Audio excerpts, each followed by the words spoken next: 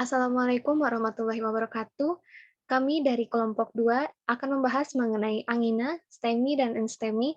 Adapun anggota kelompok dari kelompok 2 yaitu Tasya Audria, Rani Ruhajah, Andi Asrijana, Nurgita Zamzamah, Bella Nataria, Mia Febriani, Egi Muhammad Fauzi, Reni Lestari, Anggita Noviani, Zalfa Maharani, Novalia Indah, Ajeng Beavani, Tiara Alfani Ratu, Nova Nirmala, Rifki Zainuddin, Fauzan Irsalina Sani, dan Amelia Rahma.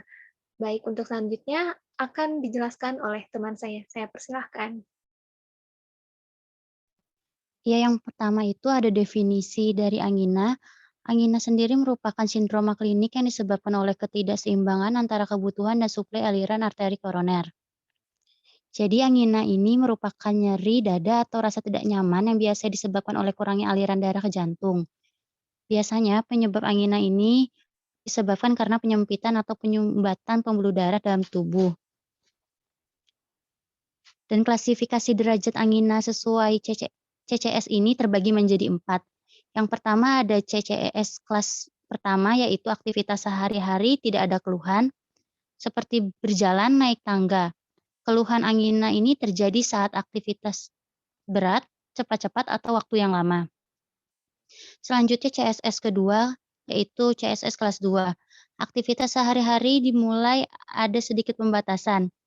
Keluhan angina ini terjadi saat aktivitas yang lebih berat dari aktivitas sehari-hari, saat berjalan, naik tangga, adapun stres emosional atau udara yang dingin. Selanjutnya CSS kelas 3 yang merupakan keluhan angina sudah terjadi saat aktivitas sehari-hari. Dan yang terakhir ada CSS kelas 4, tidak dapat melakukan aktivitas sehari-hari karena keluhan angina sudah terjadi saat istirahat.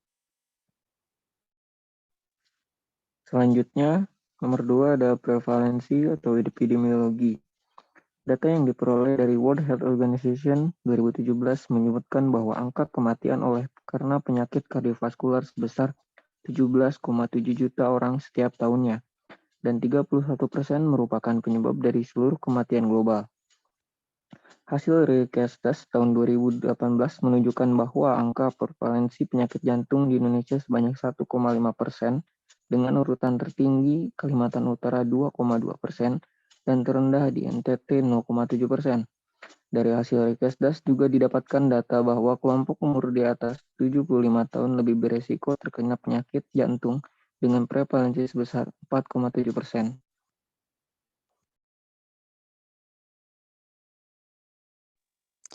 Patofisiologi penyakit. Untuk mekanisme timbulnya angina pectoris didasarkan pada ketidakadekuatan suplai oksigen ke sel-sel miokardium yang diakibatkan karena kekakuan arteri dan penyempitan lumen arteri koroner atau aterosklerosis koroner. Penyebab dari aterosklerosis ini tidak diketahui secara pasti, tetapi jelas bahwa tidak ada faktor tunggal yang berperan atas penyebab aterosklerosis. Pada saat kondisi jantung yang sehat, apabila kebutuhan ini meningkat, maka arteri koroner berdilatasi dan mengalirkan lebih banyak darah dan oksigen itu ke otot jantung. Akan tetapi, apabila arteri koroner mengalami kekakuan atau menyempit, akibatnya adalah aterosklerosis dan tidak dapat berdilatasi sebagai respon terhadap peningkatan kebutuhan oksigen. Terjadi iskemik atau kekurangan suplai darah ke miokardium. Berkurangnya kadar oksigen ini memaksa miokardium mengubah metabolisme yang bersifat aerobik menjadi metabolisme anaerobik, di mana metabolisme anaerobik ini dengan perantaran lintasan glikolitik jauh lebih tidak efisien dibandingkan dengan metabolisme aerobik melalui fosforilisasi oksidatif dan siklus Krebs. Selain hal itu, gerakan dinding segmen yang mengalami iskemia menjadi abnormal. Bagian tersebut akan menonjol keluar setiap kali berkontraksi. Berkurangnya daya kontraksi ini dan gangguan gerakan jantung akan mengubah hemodinamika, di mana respon hemodinamika ini dapat berubah-ubah. sesuai dengan ukuran segmen yang mengalami iskemia dan derajat respon refleks kompensasi oleh sistem saraf otonom. Berkurangnya fungsi ventrikel kiri dapat mengurangi curah jantung dengan mengurangi volume sekuncup atau jumlah darah yang dikeluarkan setiap kali jantung berdenyut.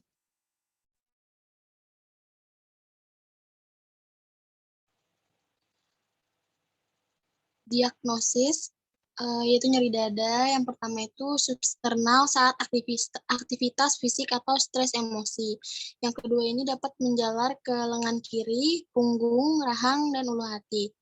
Terdapat salah satu atau lebih faktor resiko, yaitu diabetes mellitus, dislipidemi, hipertensi, dan keturunan. Kemudian tanda dan gejala.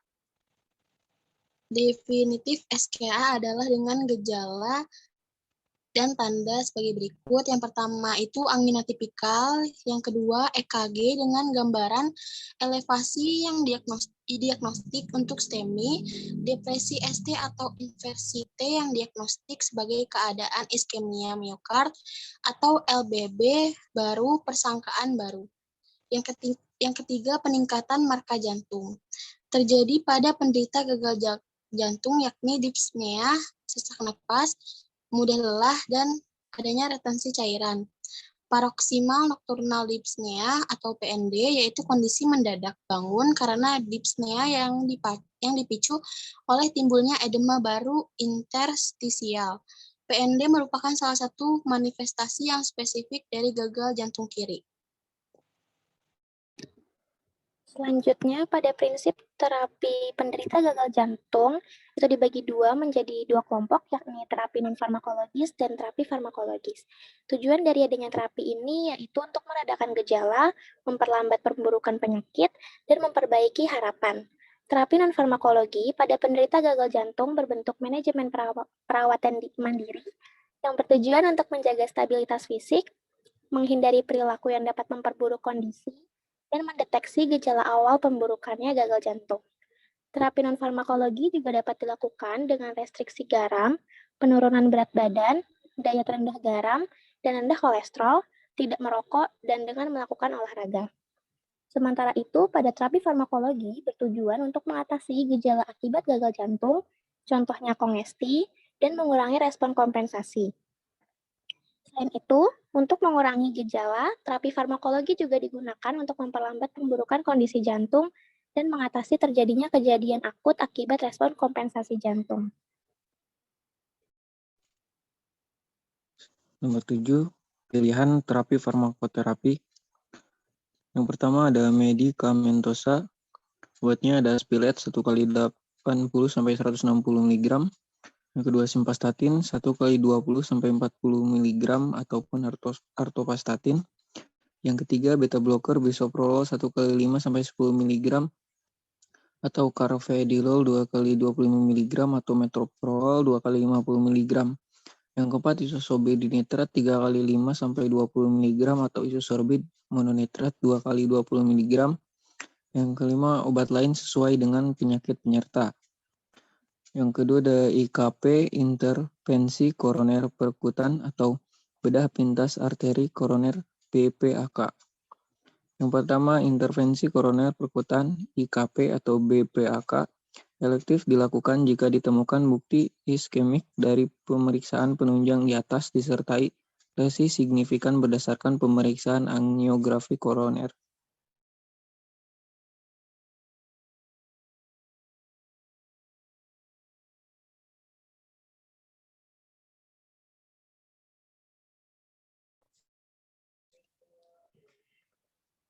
Dalam melakukan diagnosis STEMI ini dapat dilakukan dua cara, yaitu dilakukan pengecekan IKP secara primer pada pusat penerima atau EMS atau IKP non-primer pada pusat penerima. Dilakukannya tujuan tindakan IKP ini untuk menghilangkan tanda dan gejala iskemik koroner dan resiko kematian akibat infark miokard akut. Tadi kan ada dua cara dalam mendiagnosis SKEMI, yaitu cara pertama, IKP primer pusat penerima, sebaiknya dilakukan kurang dari 60 menit untuk selanjutnya dilakukan penanganan pada IKP primer. pada EMS atau IKP non-primer pusat penerima, apabila dalam waktu kurang dari 120 menit terjadi kemungkinan adanya IKP, langsung ditransfer ke IKP primer yang dilakukan lebih baik pada waktu kurang dari 90 menit atau kurang dari 60 menit pada awal pemberian. Apabila terjadi tidak kemungkinan IKP pada kurang waktu 120 menit, segera dilakukan fibrinolisis yang dilakukan kurang dari 30 menit. Apabila fibrinolisis berhasil, maka selanjutnya dilakukan anginografi koroner yang dilakukan lebih baik dalam waktu 3-25 jam. Apabila fibrinolisis tidak berhasil, maka selanjutnya dilakukan IKP penyelamatan.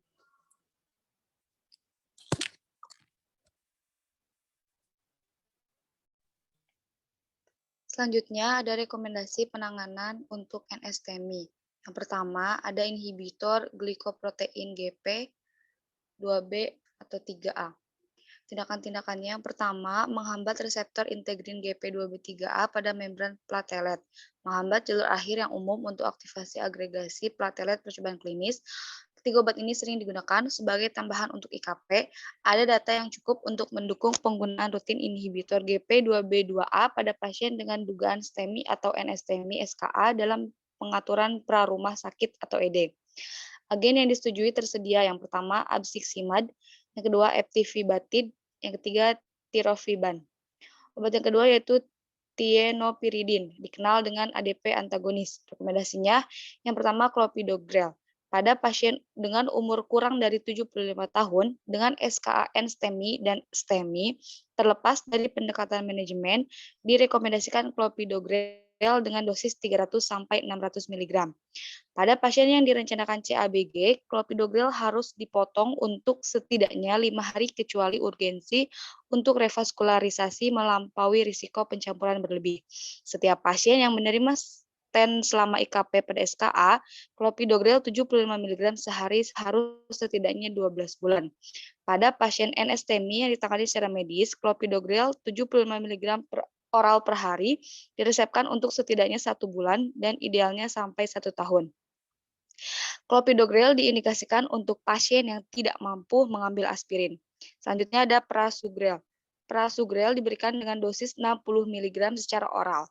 Bisa diganti dengan clopidogrel setelah angiografi pada pasien yang ditemukan adanya NSTEMI SKA atau STEMI lebih dari 12 jam terakhir onset gejala sebelum direncanakan IKP. Kemudian ada mekanisme golongan obat. Yang pertama ada beta blocker. Mekanisme kerja beta blocker yaitu secara kompetitif menghambat efek katekolamin yang bersirkulasi pada beta adrenoseptor dan meminimalkan pengaruh katekolamin endogen pada kronotropik dan keadaan intropik miokardium.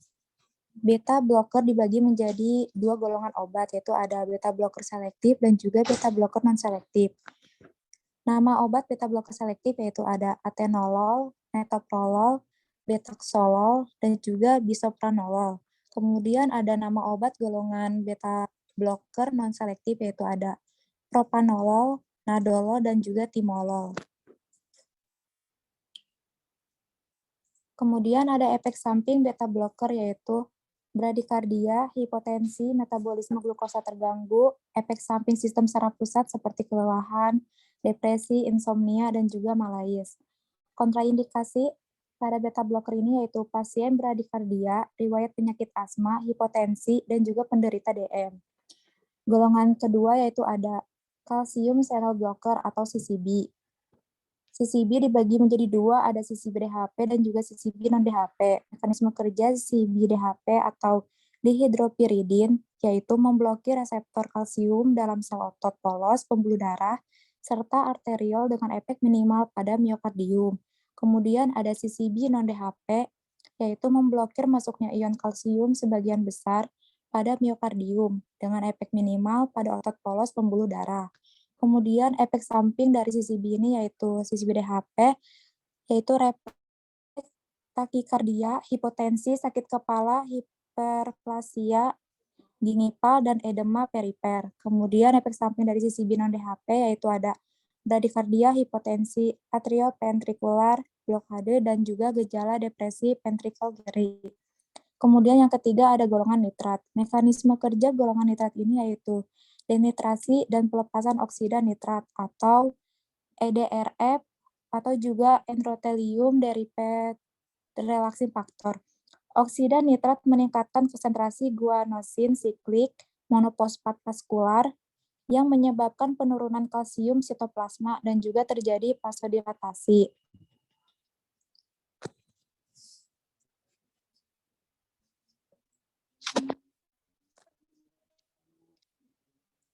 Maaf dong ke bawah dikit. Produknya itu yaitu ada nitrogliserin dan juga isosobrit dinitrat, isosobrit mononitrat. Kemudian yang keempat ada golongan lain atau ronalazin. Mekanisme kerja ranolazin ini mengurangi episode iskemik dengan penghambatan selektif arus natrium di jantung. Tidak seperti agen lain yang digunakan untuk angina. Ranolazin tidak mempengaruhi detak jantung, tekanan darah, dan keadaan inotropik atau aliran darah koroner. Golongan obat ronalazin ini yaitu non-nitrat atau golongan lain. Nama obatnya yaitu ranolazin. Efek sampingnya yang paling umum dari penggunaan ronalazin ini adalah sembelit, mual, pusing, dan juga sakit kepala. Selanjutnya ada karakteristik obat per golongan. Di sini ada golongan nama obat, indikasi, dosis, efek samping, infeksi, kontraindikasi, dan perhatian. Obat itu ada obat anti-iskemi yang terdiri dari 3 golongan, yaitu golongan nitrat, obatnya ada nitrogliserin, isosorbit dinitrat, dan isosorbit mononitrat. Lalu ada golongan beta blocker, obatnya ada atenolol, bisoprolol, dan metoprolol. Lalu ada golongan CCB, obatnya ada amlodipin dan diltiazem. Untuk obat antiplateletnya ada aspirin, clopidogrel, dan ticagrelor. Dan untuk obat antikoagulannya itu ada heparin.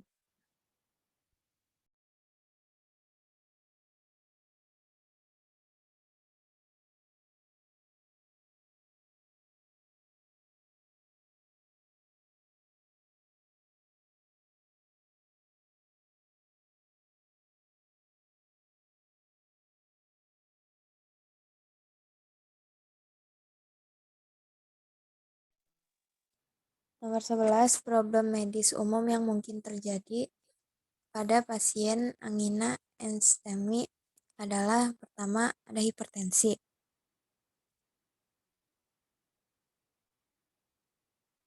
Hipertensi adalah penyakit penyerta terbesar pada pasien angina pectoris sebanyak 38,46% yang kemudian diikuti oleh penyakit jantung koroner.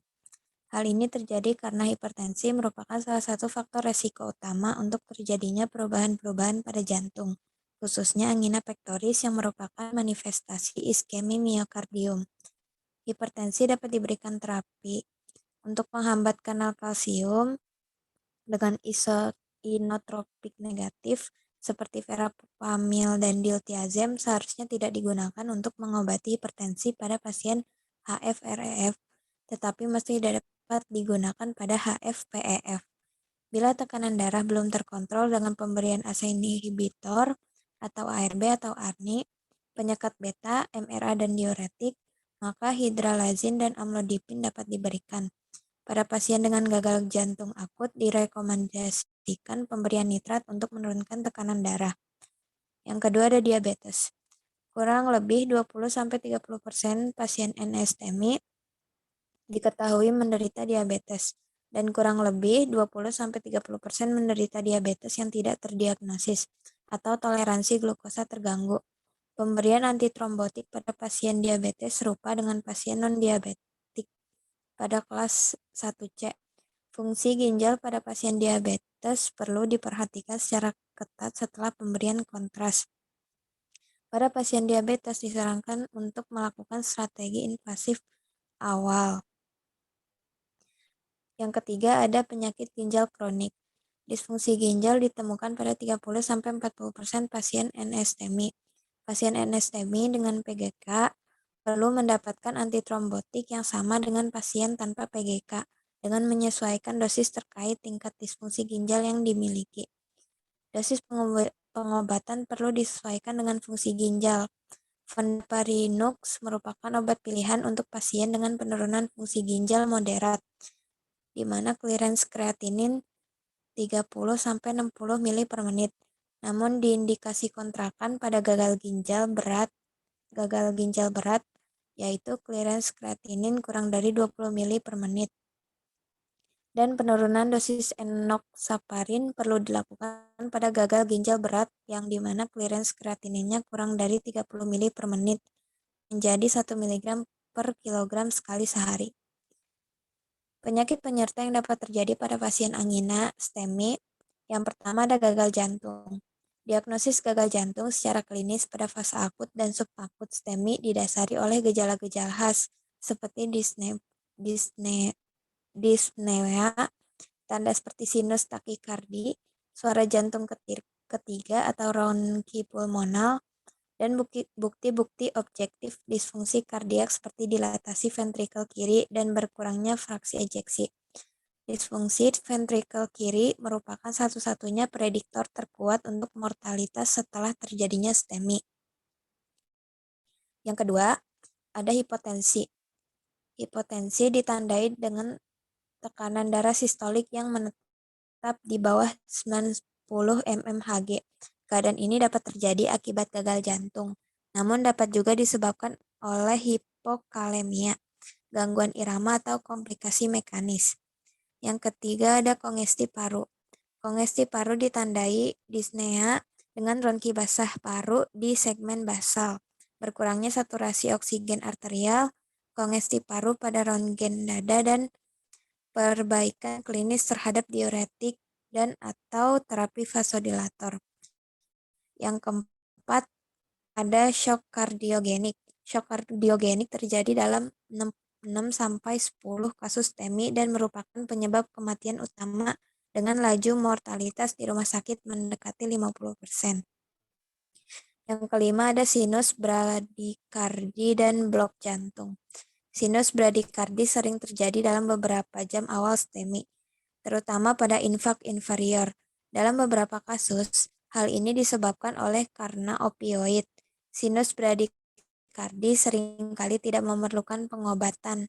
Bila disertai dengan hipotensi berat, sinus bradikardi perlu diterapi dengan atropin. Bila gagal dengan atropin, dapat dipertimbangkan penggunaan pacing sementara. Data-data ini berasal dari Himpunan Dokter Spesialis Kardiovaskular Indonesia, Pedoman Tata Laksana Gagal Jantung edisi kedua, dan juga Pedoman Tata Laksana Sindrom Koroner Akut edisi ketiga.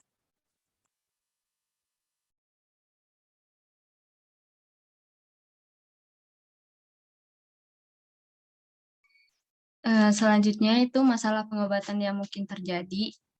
Dalam pengobatan angina pectoris, kami mendapat jawaban ini dari artikel yang berjudul Drug-Related Problem in Patient with Angina Pectoris, Diabetes Tipe 2, and Asthma.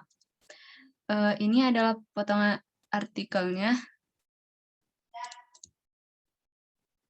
Dari potongan artikel ini dapat disimpulkan bahwa masalah yang mungkin terjadi dalam pengobatan angina pectoris ini, yang pertama adalah pilihan obat yang tidak tepat. Kedua, penggunaan obat yang tidak tepat oleh pasien. Yang ketiga, dosis yang tidak tepat. Yang keempat, interaksi obat. Yang kelima, efek samping obat. Yang keenam, itu lain-lain, seperti gaya hidup. Gaya hidup ini bisa berupa merokok, BMI di atas 25, dan atau takut untuk meminum obat. Atau masalah DRP dengan dokter. Misalnya, informasi yang kurang jelas tentang obat yang disampaikan oleh dokter kepada pasien. Monitoring pengobatan. Yang pertama ada tekanan darah. Bentuk gelombang arteri menggambarkan pembukaan dini katup aorta. Diikuti peningkatan tekanan intraarteri, segera sampai puncak tekanan sistolik tercapai ejeksi ventrikel maksimal, sehingga harus memantau tekanan darah secara terus-menerus. Kemudian pemeriksaan analisa gas darah yang dilakukan berulang-ulang. Selanjutnya, bila peningkatan tekanan vena sentralis kurang dari 3 mmHg, dalam respon fluid challenge test, berikan cairan koloid 50-200 ml dengan tetesan cepat, tunggu 10 menit kemudian, nilai kembali tekanan vena sentralis. Berarti penderita masih memerlukan sejumlah tertentu volume cairan. Kemudian bila peningkatan tekanan vena sentralis lebih dari 7 mmHg, loading cairan mungkin sudah maksimal, tetapi bila kemudian nilai tekanan vena sentralis turun menjadi 3 mmHg dalam waktu 10 menit, kemungkinan terjadi edema paru sedang, pemberian cairan harus dibatasi. Ya, selanjutnya ada contoh kasus dan pembahasan kasus menggunakan swab. Untuk deskripsinya ini, pasien bernama Nyonya D, 76 tahun dengan penyakit STEMI. Boleh lanjut ke bawah ya. Ya, pasien perempuan usia 76 tahun datang diantar keluarganya ke rumah sakit unit darurat Kota Surakarta dengan keluhan nyeri ulu hati. Nyeri ulu hati dirasakan sejak kurang lebih 1 hari. Nyeri ulu hati dirasakan seperti tertekan, tembus sampai ke punggung dan menjalar sampai ke lengan atas kiri. Nyeri dirasakan terus-menerus, tidak membaik dengan istirahat dan tidak dipengaruhi posisi tertentu. Nyeri disertai dengan keringat dingin, badan terasa lemas dan pusing. Untuk keluhannya itu tidak ada keluhan dada berdebar-debar, tidak ada sesak napas, tidak ada batuk, demam, mual, dan muntah. Oleh keluarga pasien dibawa ke poli penyakit dalam RSUD Surakarta, kemudian dari poli pasien dibawa ke IGD RSUD Surakarta karena pucat. Untuk riwayat pengobatannya itu tidak ada riwayat mondok di rumah sakit unit darurat Surakarta. Riwayat kesehatan atau penyakitnya ada riwayat sakit MAH. Untuk riwayat keluarga itu tidak ada riwayat keluarga hipertensi, tidak ada riwayat keluarga DM, dan tidak ada sakit jantung, riwayat sakit jantung. Untuk riwayat pekerjaannya ini, saat ini pasien sudah tidak bekerja. Untuk riwayat sosial ekonomi, pasien mempunyai 2 anak yang sudah mandiri. Saat ini pasien tinggal bersama salah satu anaknya. Kebutuhan ekonomi didapatkan dari anaknya. Pasien tidak mempunyai asuransi kesehatan dan kesan sosial ekonominya kurang. Boleh dilanjut ke bawah. Langsung ke analisis swab.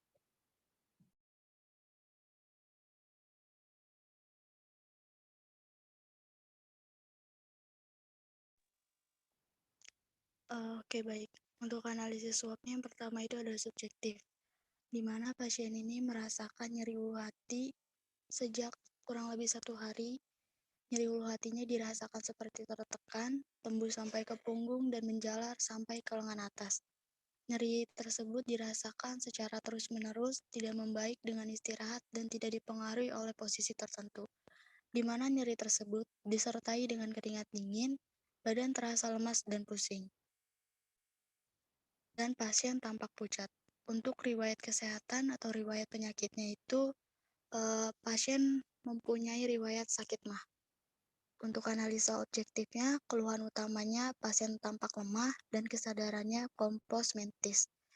Untuk tanda vitalnya itu, tekanan darah pasien 167/113 mmHg, nadinya 93 kali per menit, lalu ada kecepatan pernapasannya itu 20 kali per menit dan suhunya 36,5 derajat. Dan kadar SpO2-nya itu 98 derajat, 98%. Untuk pada bagian kepalanya, terutama di bagian mata, itu konjungtiva palpebranya itu pucat di kedua bagian matanya. Lalu pada bagian abdomen, inspeksi itu kesannya simetris dan tidak ada distensi.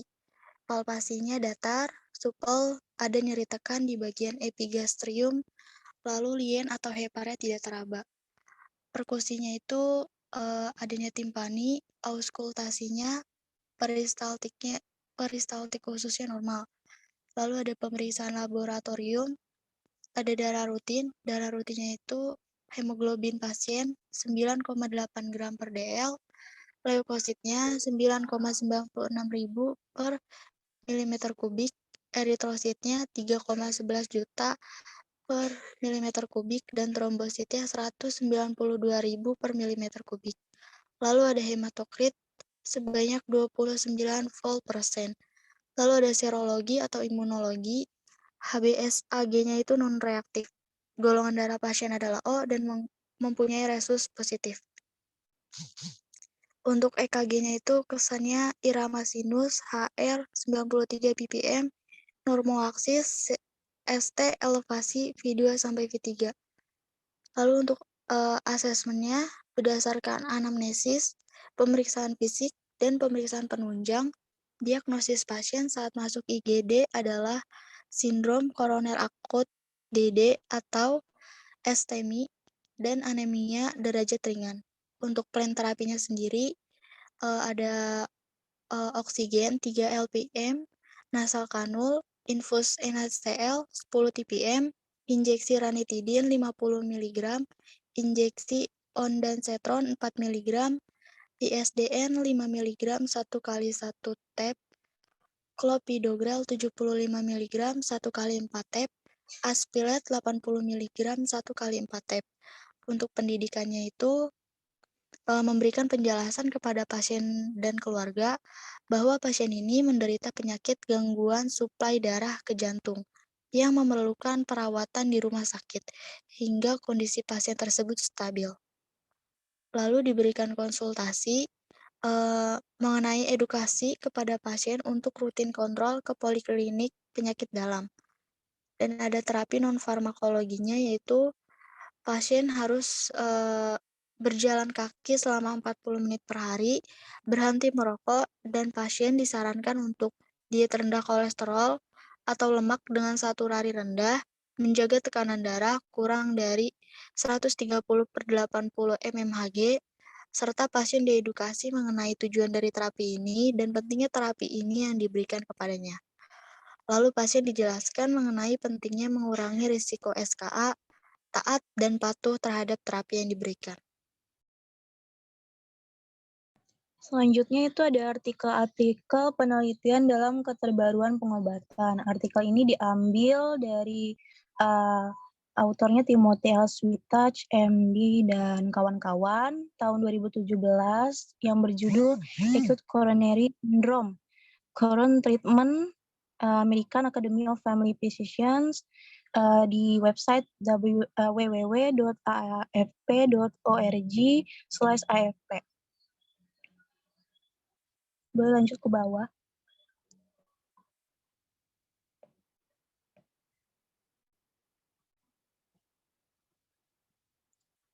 Ya, dalam artikel ini itu ada ada tabel tentang obat untuk pengobatan sindrom koroner akut. Ini ada rekomendasi untuk STEMI dan NSTEMI. Ada agen antipatelet, ada antikoagulan, ada beta blocker, ada inhibitor enzim pengobatan angiotensin, dan penghambat reseptor angiotensin. Boleh ke bawah lagi.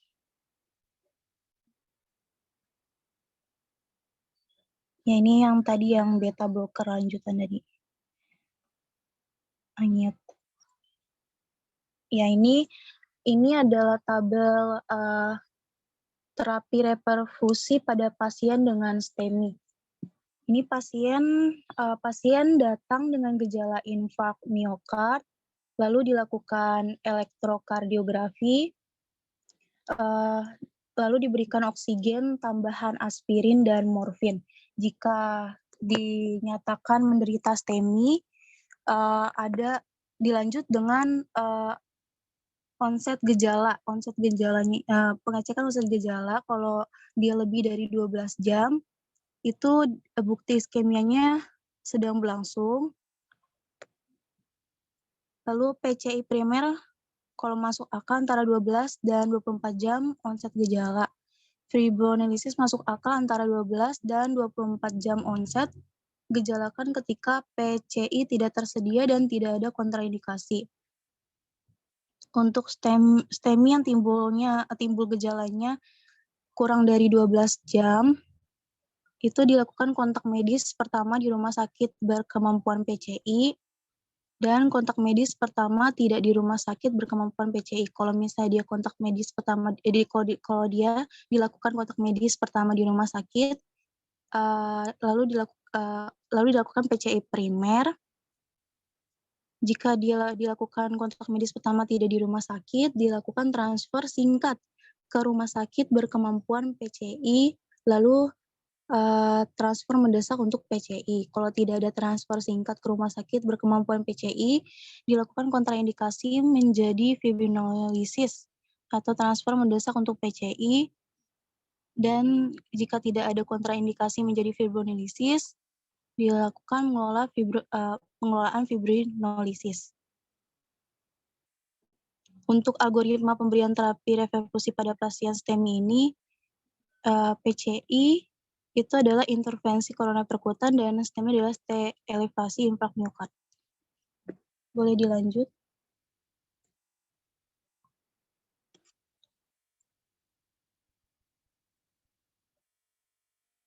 Ini ada manajemen NST-CS. Nah, ini ada strategi yang dipandu iskemi, yaitu memulai terapi DAPT dan antikoagulan. Ada strategi invasif awal, yaitu memulai terapi DAPT dan antikoagulan. Boleh ke bawah lagi.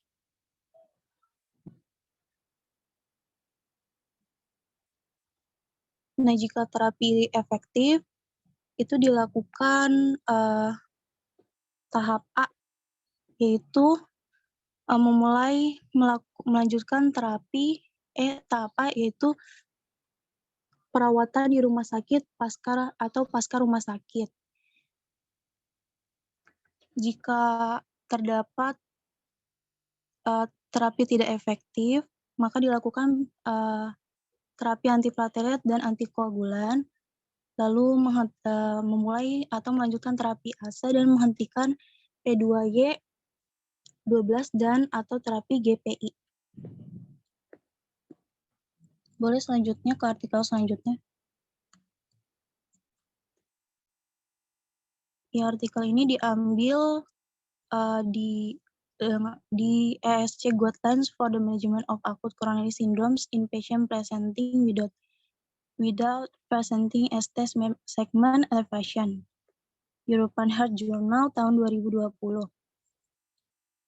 Ini adalah pengobatan terbaru antitrombotik. Pengobatan antitrombotik dalam preferensi untuk ticagrelor untuk pasien ST-ACS yang melanjutkan ke PCI. Lalu tidak disarankan untuk memberikan perawatan rutin dengan P2Y 12 penghambat reseptor untuk pasien yang anatomi koronernya tidak diketahui dan direncanakan manajemen invasif dini. Pada pasien dengan NST-ACS yang tidak dapat menjalani strategi invasif dini, perawatan dengan P2Y 12 inhibitor reseptor dapat dipertimbangkan tergantung pada resiko perdarahan. Deeskalasi P2Y 12 pengobatan inhibitor misalnya dengan beralih dari prasugrel atau ticagrelor ke clopidogrel dapat dipertimbangkan sebagai strategi DAPT alternatif, terutama untuk pasien ACS yang dianggap tidak cocok untuk penghambatan trombosit yang kuat. Deeskalasi dapat dilakukan tanpa panduan berdasarkan penelitian klinis atau dipandu oleh tes fungsi trombosit atau genotype CYP2C19 tergantung pada profil risiko pasien dan ketersediaan tes masing-masing. Pada pasien dengan AF, CHA 2DS2 atau strip score VASC kurang dari 1 pada pria dan kurang dari 2 pada wanita. Setelah periode THT yang singkat hingga 1 minggu sejak kejadian akut, DHT direkomendasikan sebagai strategi default menggunakan NOAC pada dosis yang direkomendasikan untuk pencegahan stroke dan agen antiplatelet oral tunggal lebih disukai yaitu clopidogrel.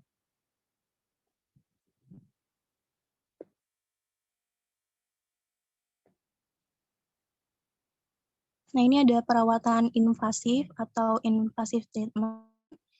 Untuk strategi invasif dini dalam 24 jam direkomendasikan pada pasien dengan salah satu kriteria risiko tinggi berikut, yaitu diagnosis NSTEMI, perubahan segmen ST per T yang dinamis, atau mungkin baru yang menunjukkan iskemia yang sedang berlangsung.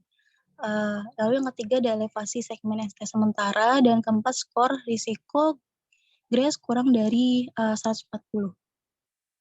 Strategi invasif selektif setelah pengujian iskemia yang tepat atau deteksi CAD obstruktif oleh CCTA direkomendasikan pada pasien yang dianggap berisiko rendah. Lalu tertunda sebagai lawan segera angiografi harus dipertimbangkan pada pasien dengan hemodinamik stabil tanpa elevasi segmen ST yang berhasil diresusitasi setelah henti jantung di luar rumah sakit. Revaskularisasi lengkap harus dipertimbangkan pada pasien NSTE ACS tanpa shock kardiogenik dan dengan CAD multivessel. Revaskularisasi lengkap selama PCI index dapat dipertimbangkan pada pasien NSTE ACS dengan penyakit multivessel. Dan revaskularisasi yang dipandu FFR dari lesi NSTE ACS non pelaku dapat digunakan selama indeks PCI.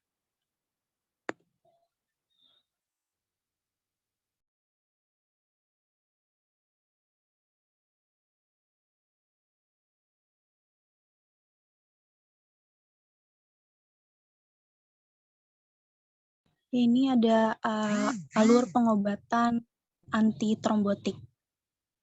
Ini ada kategori pasien, dengan karakteristik pasien, ada presentasi klinik, ada komorbid, ada komedikasi, dan aspek prosedur. Kalau misalnya dari semua aspek ini, dari semua kategori ini bisa menggunakan antitrombotik treatment.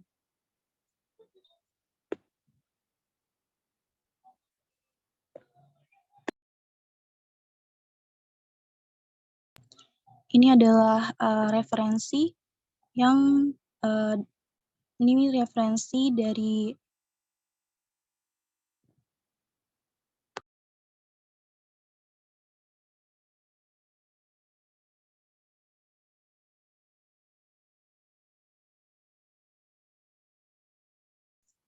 Baik, ini merupakan referensi yang kami gunakan dalam mengerjakan tugas terapi anginostemi dan enstemi. Cukup sekian dari kami. Mohon maaf bila banyak kesalahan. Wassalamualaikum warahmatullahi wabarakatuh.